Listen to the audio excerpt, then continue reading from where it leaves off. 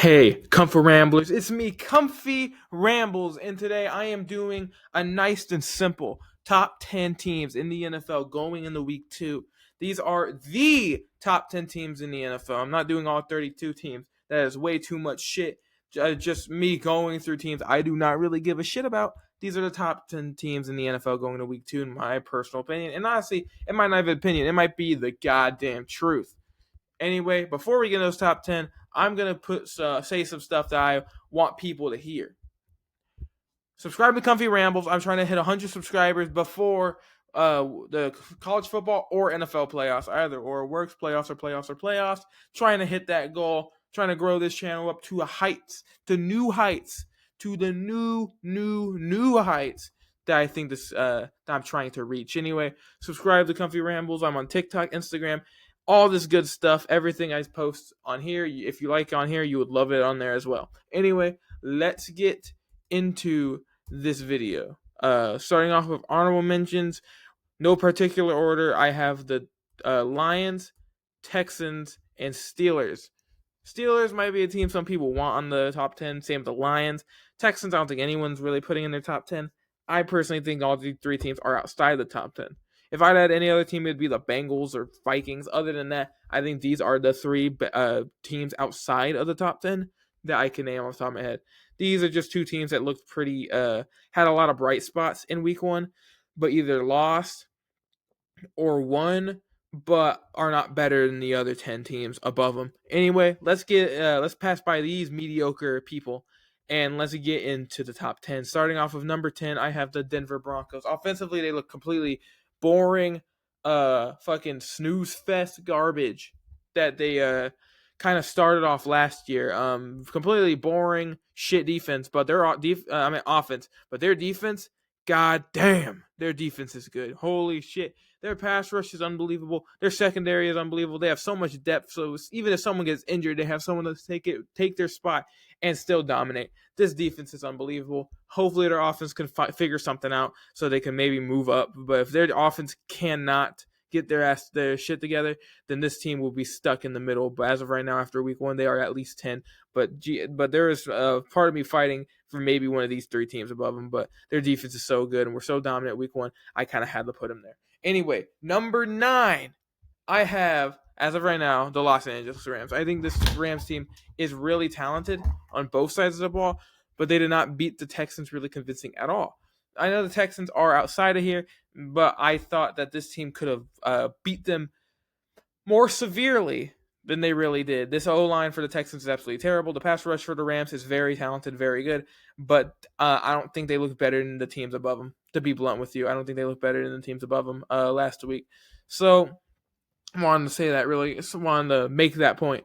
Anyway, moving on quickly from them, I love their offense, though. They're a very talented football team and can very well climb themselves all the way up here, but as of right now, they're number 9. Number 8, this might be controversial to some people. I have the Kansas City Chiefs at number 8.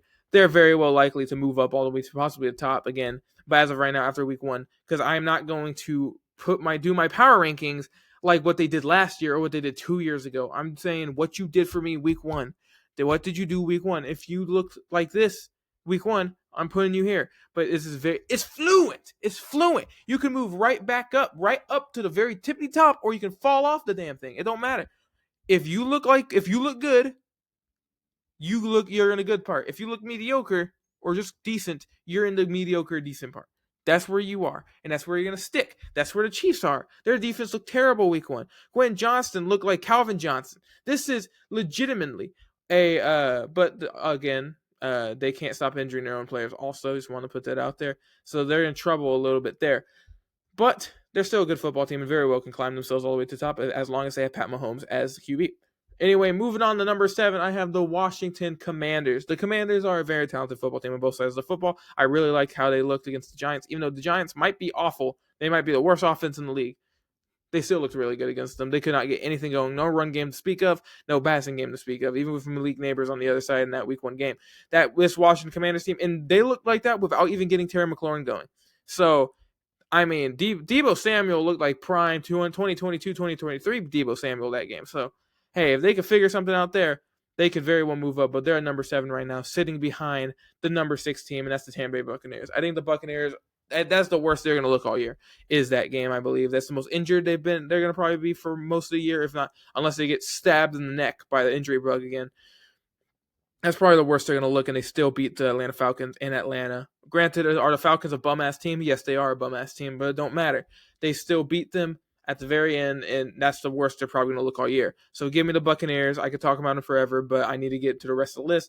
We all know how good, talented the Bucs offense is, and their O-line, once they get Tristan Wirfs back, is going to be a brick wall to run into, but will the defense progress even further than they did in week 1? Let's see. But they're at number 6 right now. The team above them is it's the Los Angeles Chargers. The Chargers looked really good week 1. Justin Herbert looked like an MVP. You had the offense starting to click. The running game still needs some work done, but his week 1, there's always time to progress here. The defense obviously looked pretty good against the Chiefs offense, kind of shut them down in a lot of moments. This is a very, very talented football team. A very good coach, a very good quarterback, and Quentin Johnston might have figured something out to fully make this receiving core an actual threat. This is a good football team, and I think they have a legitimate chance to dethrone the Chiefs for the AFC West Championship title if they continue playing like that. But moving on to the next team, we have the Baltimore Ravens. If they would have won that game, they'd be up here.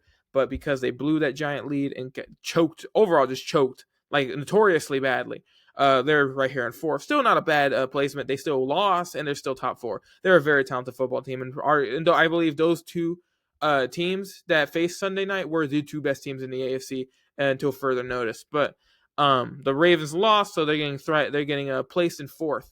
Obviously, Lamar Jackson, Derrick Henry. So there's what can you say about the Ravens that everyone doesn't already know about both sides of the football? This is a very talented football team and a very big threat to come out of the AFC overall and go to the Super Bowl. But they're at 4th right now because they lost in week 1. Moving on to number 3, we have the Green Bay Packers. The Packers are a very good football team. Micah Parsons was an absolute game wreck, was a huge part and a very big threat to the Detroit Lions. Even with the limited time he played that game, he still got a sack. He still got pressure. It was still a very, very big part of the game and why they won.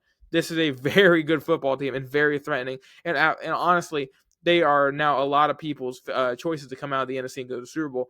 And I can totally see why they are. This is a very good football team. Moving on to number 2, we have the Buffalo Bills. The Buffalo Bills obviously beat the Baltimore Ravens. They had to make that big comeback, but god damn, Josh Allen's a good quarterback. I do love him so much. This is a very, very good offense. The defense is something I'm kind of worried about sometimes. The Baltimore Ravens, basically the whole game, did whatever they wanted to them. But if they can get that figured out, this team could very well come out of the AFC. The reason why they're here is because they beat the Ravens. That's the reason why. So, Bills are at number 2, but they are not number 1, though, because it is the Philadelphia Eagles are number 1 on this power ranking. They are the Super Bowl champions. They won week 1. I have no reason to push them down further. This is a very, very good football team. And again, I think week 1 is the worst they're going to look. The defense needed to figure something out. It seemed like they figured it out after the weather delay that happened that game. But this is a really good football team and might still be my favorite to come out of the NFC. Still, even though they lost a lot in the offseason, they are an unbelievable football team. And Jalen Hurts looked amazing too that whole game. He figured something out and still played very well, even though Devontae Smith and A.J. Brown were completely lifeless and nowhere to be seen that entire game.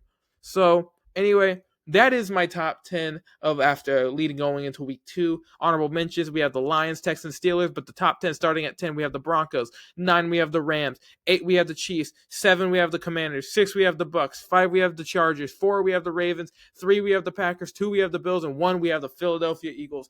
Remember, guys, the list is fluent. It is fluent. Anyway, thank you all for watching. Subscribe to Kumph-E Rambles. Again, trying to hit 100 subscribers before the college football playoffs or the NFL playoffs.